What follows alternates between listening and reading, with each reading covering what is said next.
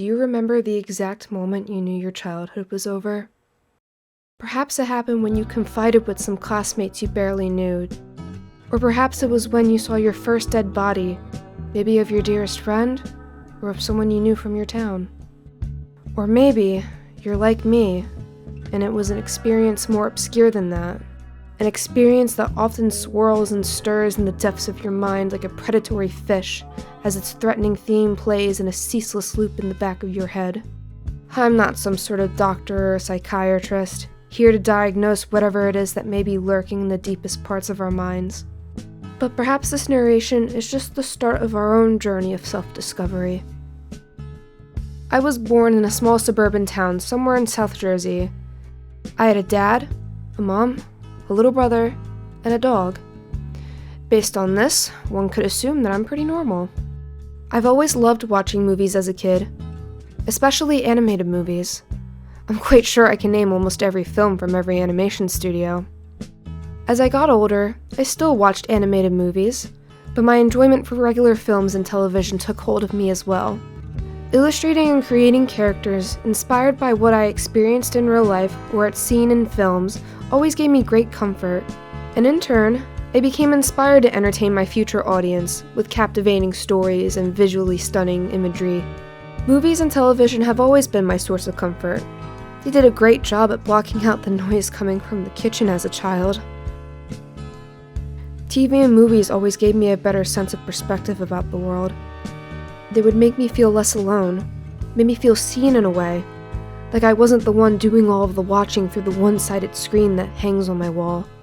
I would like to say that cinema and creating cartoons were my primary distraction, but sometimes you can't help yourself when the bleeding lambs in your head need to be silenced. That's probably why I want to make films so badly, so that I can help distract people like me from the monsters that made their way out from under their beds and closets. Truth be told, my childhood wasn't really normal. I've had my fair share of monsters that grew out of my closet and my bed. I still do, but I'm beginning to run out of room. I have no desire to scare or shock you with the details of my experiences. Frankly, I'm still trying to piece them all together into some sort of splintered tapestry of my youth. I wish I could go back. Sometimes it feels like I'm screaming and clawing on the walls of the library of memories, hoping that maybe by sheer mental will, I could shift everything out of place and be able to rewrite my own past. But the Jack Torrances and the Hannibal Lecters of my past continue to wander around aimlessly in the labyrinth of my brain, still not yet sated by their darkest desires from me.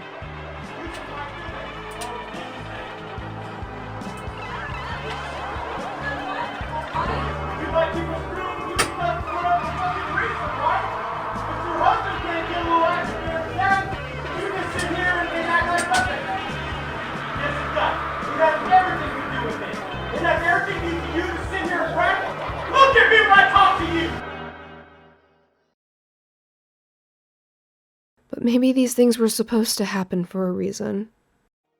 As you watch and listen to me from your one-sided mirror, maybe we are not as alone as we thought.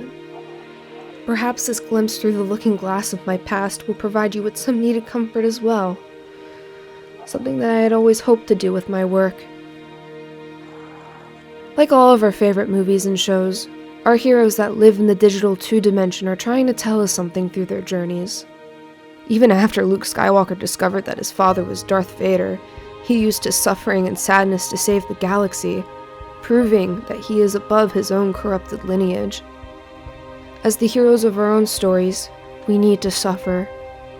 Without experiencing pain and anguish, we will never truly savor moments of peace and happiness. We will never be able to relish in the ability of being able to heal from past transgressions we have suffered from, or we have caused on ourselves. I'm not saying I'm a hero. Frankly, I'm far from one.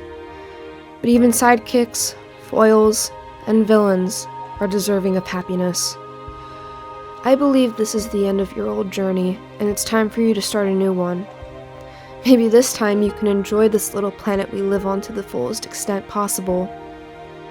Once the credits begin to roll, you can walk out of the theater of life now in complete knowing and understanding that whatever happened was not your fault, and it's time to move on.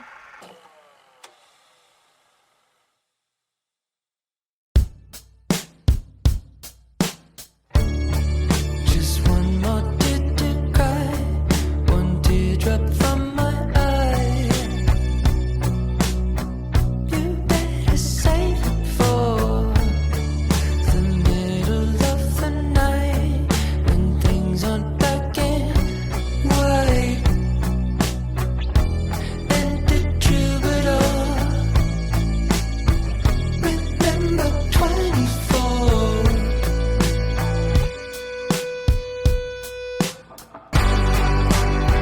And when I'm back in Chicago, I feel it.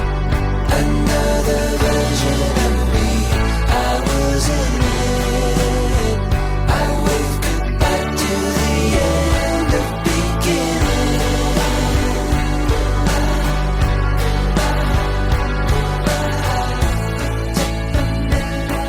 The city, the city of the man. Take the man out of the city, not the city of the man. You take the man out of the city, not the city of the man. You take the man out of the. And when I'm back in Chicago, I feel it.